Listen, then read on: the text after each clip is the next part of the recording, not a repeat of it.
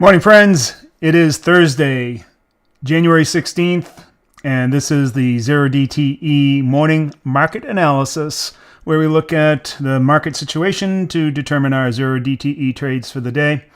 And today's focus is on whether or not we have started a new uptrend and what are the signals that we've done that. Now, I don't typically do any kind of traditional technical analysis.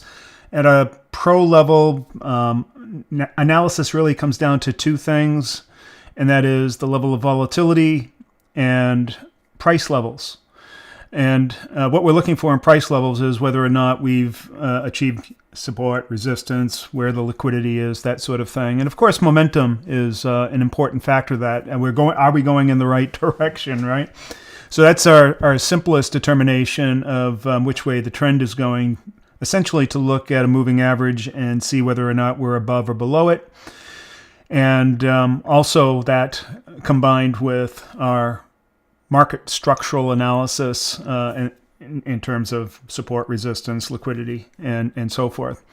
Sometimes I'll look at a high-performing candlestick or candlestick pattern with confirmation, and that in conjunction with economic reports, the amount of hey, has the situation changed, that sort of thing. And those are tertiary considerations. So in this case, we see that there's been at least some respite or relief from economic reports in terms of inflation, with the PPI being very positive and the CPI more or less confirming the PPI. It wasn't real strong. But typically, I think that that's the main reason why prices went up. That along with economic reports. I think it was retail sales. Was it retail sales yesterday? No, it was the Empire State was extremely negative. Big time surprise. And of course, in those type of conditions, we're still in this kind of opposite world FOMC mentality. Bad news is good, that sort of thing. And so that's... I think those all combined, there was a high-performing candle. We did have a hammer, bullish hammer, and there was confirmation. We did go above the moving average. CPI came in line. Opposite world was in effect. I mean, all of these things, they all tell me that market is going up. So that's a principal component in our trading. It's one of the main things that we do. One of the three things that we're looking for, and that is what's the volatility, both big picture regime and the daily IV, the implied volatility in that morning. How are options being priced so that we can determine how wide to make our butterflies and whether or not to adjust for the amount of volatility and whether or not we are or how much we want to expose ourselves to the potential. And when there's higher implied volatility and higher VIX, then we're looking to expand our trades. In other words, make them wider. When there's lower volatility, we tend to make them narrower to guard against the diminished profit potential, the higher cost of trades, and the increased gamma. So that's kind of opposite the way most people think when they're talking about volatility in terms of how they expose themselves. But with butterflies and premium collection, in options trading, that is the name of the game. More volatility is good. Now, in this case, big picture volatility regime, we've definitely moved down. And instead of looking at me, I'm sure you'd rather look at charts, right? So we'll do that. We'll go over to the charts and take a look at the VIX, and we can clearly see we are now have dropped into zombie land, meaning that we're considering much narrower flies now. And what we have to really choose is, should we be on the low end or the high end of those flies? And we do that by looking at the big-ass fly that will tell us the pricing of an at-the-money 50-wide E-mini S&P futures fly in the morning, pre-market reports, so that we can see how the market is pricing in volatility for that morning. What is the excitement heading into those reports, the energy. And so volatility is always relative. You got big picture and then you have now, right? And now may not necessarily comport to big picture. So you have to go with big picture on your overall exposure and then look at now, what's the situation right now to determine whether or not you're on the high end or the low end of that exposure. You got that? All right. So let's take a look at the big ass fly.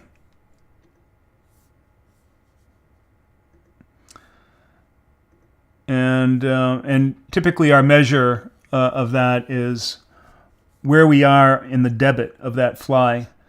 A lower debit means there's higher volatility. A higher debit means there's lower volatility, or that's the way markets are pricing.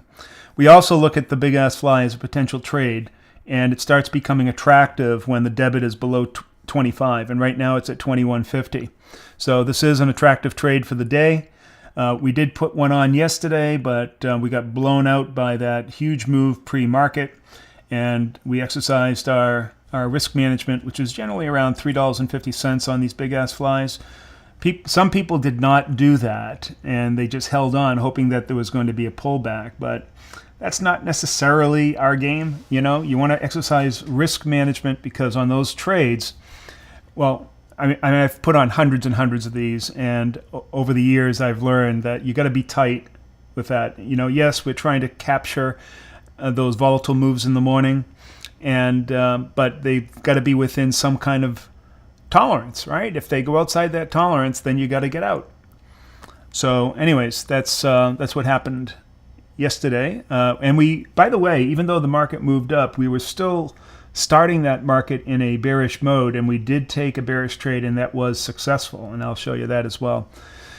So anyways, we've got 21, well, it was 21.50, now it's 21.85, but let's go back to our chart, our VIX chart, and see where we are.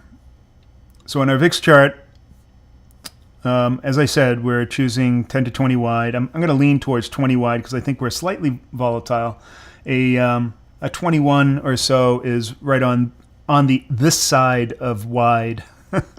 So you can see here's zombie land, right? The blue, and 10, 15, 20. So we're on this side of wide. So I'd say 15 to 20 wide.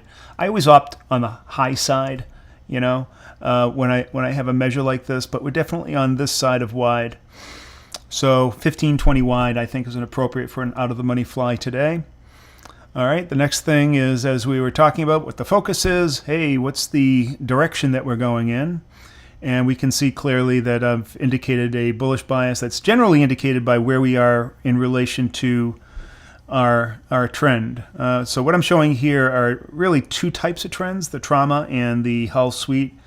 I'm experimenting with the trauma, to tell you the truth, and the Hull Sweep, but we have a clear indication of a reversal here, mostly because we bounced off the bottom of a node, which you can't see right now, and I'm going to show you in a moment, and then we entered into another node. We went across the chasm between the nodes, which I call the volume well, and now we're at the top of this other node. So it looks to me like we're going to continue this trend. Now, will it move up today? That I don't know, but we have to choose a direction, so we're going to choose a bullish bias today. All right, so now we get on to where's the setup, and we need to look at, well, let's talk a little bit about what happened yesterday and how it moved us into a different situation.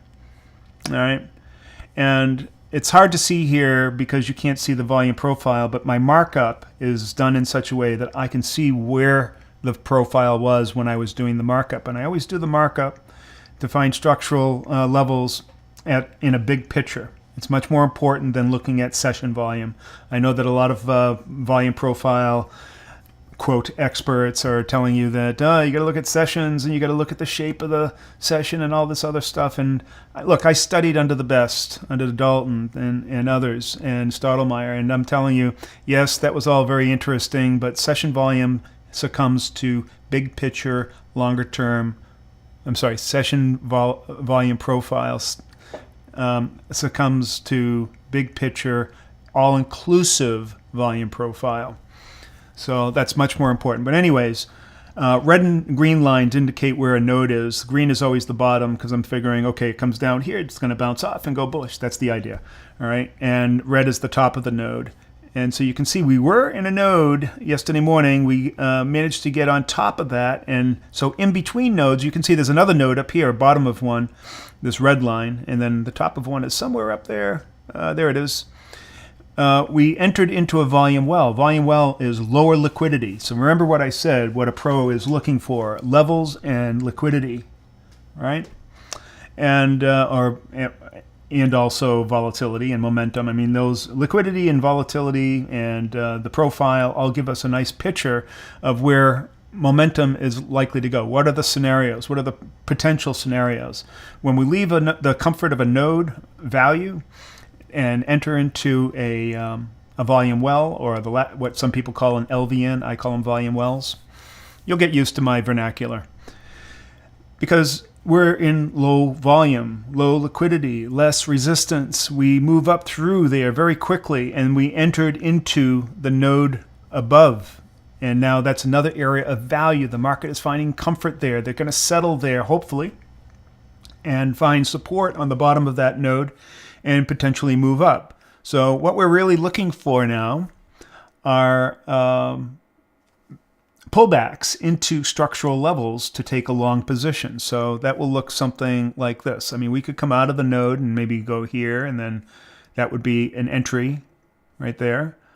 We might start up here somewhere, right? And then maybe we start up here in the morning and go like this, and then take a position. We could come all the way down to one of these other nodes down to here, the other structural levels.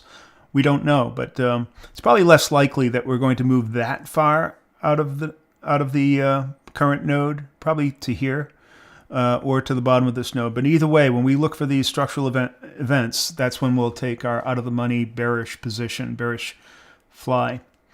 And just so you know, these vertical lines, these vertical gray dashes, those are indicating or mapping out the morning session. So that's from 9:30 to 12:30 Eastern time, right?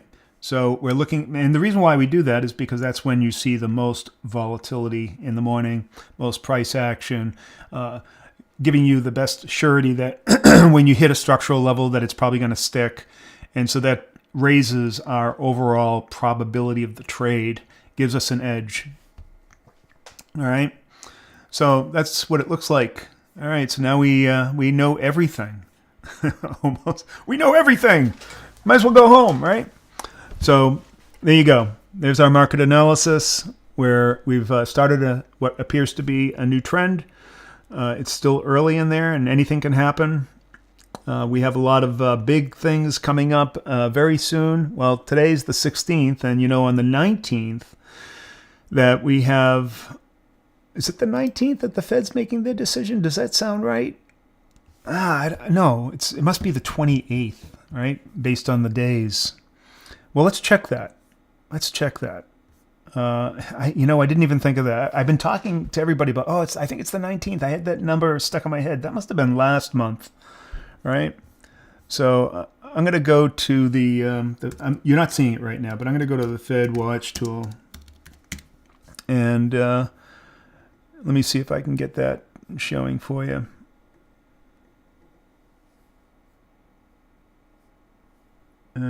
Safari.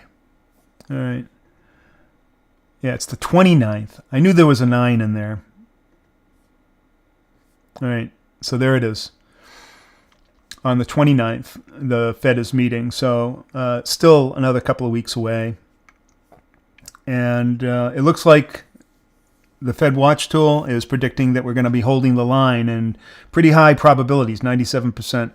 Anyways, we've got heightened volatility now. I expect that next week volatility will rise into that event as well. So January is really starting off to be a firecracker, right? So that's what we can expect. And of course, if they hold the line and everyone will be happy, kind of hoping that their narrative will imply that they're going to cut rates even further. If they do cut rates there, that would constitute the 2 that they said that they're going to do this year. Of course, everybody wants 3, 4, 5, and I'm sure the incoming administration wants them to cut it down to 0 because, as President-elect Trump, I guess you could call him President Trump now because he has now been confirmed, has said that he wants interest rates low. So that's going to be another area of consternation and battle. Yeah, let me go to the big head again. Because I can see him not being very happy with Uncle Jerome Powell, the chairman of the Fed, and he has a long memory about, how he treated him when he was in the waning hours of his administration and hiking rates, and he doesn't like that. He wants low interest rates, and he thinks that by instituting his policies, he's going to raise market activity and GDP, and that in of itself will bring down volatility or interest rates and inflation. And that'll all be good. That's kind of like the Goldilocks scenario. And I have to admit that I think we were heading that way when he was president last time. So we'll see what happens. I have no real skin in this game. All I care about as a trader are his decisions and the Fed's decisions and the economic reports. Are they going to give us enough juice to put on some weight on our trades? But this January is going to be pretty exciting, going right into the finish, and it looks like we're moving up. So that's about it. We have retail sales coming up at 8:30. It's a fairly impactful report. It measures around an 8.5 on my impact scale. If you want to know more about that, you can go down below, and I'll put a link on my database of all economic reports and how I rank them in terms of their potential impact. You can also get that report inside of our academy, of course. We have all those resources. So let me just finish with that. Go down below, join the 0DTE Academy. It's a school community. Fantastic environment. You're going to learn all about our strategy, our methods, our process. There are incredible resources. We have live events twice a week. And I'll tell you, for the price, it's the best value that's out there right now. Take that. Anyways, thank you very much. Happy trading. Coach Ernie out.